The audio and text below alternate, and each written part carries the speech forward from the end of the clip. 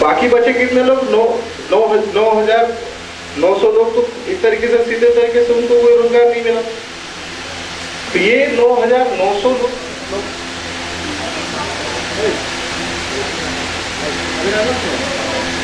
ये 9,900 लोगों का क्या होगा? ये स्किल इंडिया का मकसद यही है कि बाकी बचे जो लोग हैं उनके हाथ में अगर हुनर हो तो किसी भी तरीके का काम अपने गांव में अपने घर पे रहकर भी कर सकते हैं। इसलिए एक भारत सरकार का एक बहुत महत्वाकांक्षी योजना है और उनको लगता है कि इसके केंद्र जितने ज्यादा से ज्यादा खुलते चले जाएंगे, हमको लगता है कि इस देश का हर वो व्यक्ति अगर इससे जुड़ने का प्रयास करे तो निश्चित तौर से कहीं ना कहीं किसी न किसी रूप में, चूंकि अभी बता रहे थे मनोज जी कि सिर्फ ब्यूटिशियन का कोर्स नहीं है इसके अंतर्गत, इसके अंतर्गत बहुत सारे और भी कोर्सेज है। तो मेरा आग्रह रहेगा मनोज जी से कि आप कम से कम एक कोर्स के साथ साथ और भी कोर्सेज यहाँ पे स्टार्ट कराएं, ताकि इसका लाभ इस केंद्र का लाभ ज्यादा से ज्यादा अगर इस क्षेत्र के बच्चों को मिलता है तो कहीं ना कहीं वो अपने घर पे ही धुंधू में रह करके अपना स्वरोजगार कर पाएंगे। और मेरा मानना भी यही है कि किसी को रोजगार के लिए बाहर जाने से अच्छा है कि वो अपने घर में आकर के अपने घर में बैठ करके जो रोजगार करता है तो उससे ज्यादा संतुष्टि का चीज नहीं है अपने जीवन में। क्योंकि हम सभी जानते हैं कि कोई भी अपने परिवार से दूर रह करके कहीं भी काम करना नहीं चाहता है। सभी चाहते हैं कि हम अपने घर में बैठ के अपने परिवारजनों के साथ में मिलकर काम करें, यही रोजगार करें और यही अपना भरण पोषण करें। इसलिए ये पहल बहुत बड़ा है। मेरा सभी से आग्रह है कि अपने मित्रों से भी अगर मिलते हैं तो इस मिशन के साथ में जुड़ने के लिए सभी को बताएं, लोगों को जागरूक करें। क्योंकि जिस दिन ये सारे लोग अगर ट्रेंड हो गए, फील्ड कुछ भी हो सकता है, काम कुछ भी हो सकता है, कोई अच्छा बढ़ई भी बन सकता है, कोई अच्छा मैकेनिक भी बन सकता है, कोई अच्छा, जरूरी नहीं है कि जो इंजीनियरिंग की डिग्री लेने वाला आदमी ही बड़ा काम कर सकता है, ऐसा नहीं है। आज हम लोगों ने अपने जीवन में पढ़ाई की है, ग्रेजुएशन तक कोर्स जनरली बहुत लोग करते हैं, चूंकि यहाँ उतनी सुविधाएं नहीं है, लेकिन कॉमन ग्रेजुएशन करना है, 10th बोर्ड पास करने के बाद में प्लस 2 साइंस आर्ट कॉमर्स ले लेते हैं, उसके बाद में फिर ग्रेजुएशन में बीए बीकॉम में बीएससी की डिग्री लेकर के उसके बाद में उनके पास तो करने को कुछ नहीं होता है। इस प्रोग्राम के तहत में जुड़ने के बाद में एक प्रोफेशनल कोर्स से आप जुड़िएगा, उसके बाद में आपके पास में खुद रोजगार करने के बहुत सारे साधन भी खुलेंगे।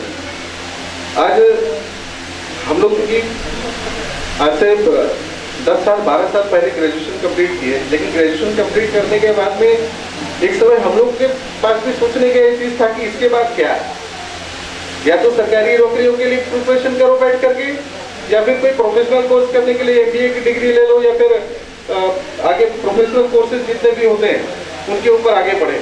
लेकिन हर कोई इतना कोर्स इसका इतना ज्यादा महंगा है ये सब कोर्सेज करने के लिए, जिसको आप अफोर्ड नहीं कर सकते। ये आपके लिए साधारण रूप से और आसानी से उपलब्ध नहीं हो सकता है। आज देखते होंगे, हम लोग एक छोटा सा एग्जाम्पल मैं देता हूँ आप लोगों को।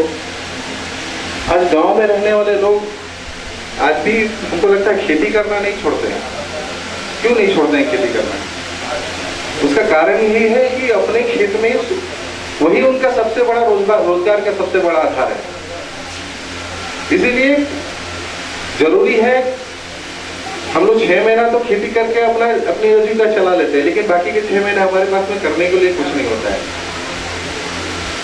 इस मिशन के साथ में मैं एक बार फिर से कहूंगा कि और भी जितने कोर्सेज हैं उसको स्टार्ट जल्द से जल्द आप लोग करें। अगर हमारी कुछ सहयोग की आवश्यकता है तो हम आपको सहयोग भी कर देंगे, ताकि जितने ज्यादा से ज्यादा कोर्सेज आप लोग यहाँ ट्रेनिंग चालू कर दे, उतना ज्यादा लाभ इस क्षेत्र के लोगों को सीधे तरीके से मिलेगा। क्योंकि आज हम लोग देखते हैं कि आप क्षेत्र की आबादी का 50% से ज्यादा हम लोग का यूथ करीब बिलो 40 ईयर्स बहुत ज्यादा है, और उसके पास में काम करने के लिए अगर सही तरीके से देखे तो कहीं सरकारी नौकरियों के ऊपर ट्राई करने की कोशिश करता है, या फिर कुछ जिनके परिवार संपन्न है वो बाहर अपने बच्चों को भेज करके बाहर अच्छे कोर्सेज पढ़ाई करके बाद में फिर वो बाहर चाहे इंजीनियरिंग करके या फिर कुछ भी और भी प्रोफेशनल कोर्स करके वो कहीं ना कहीं नौकरी कर लेते हैं प्राइवेट फर्म से।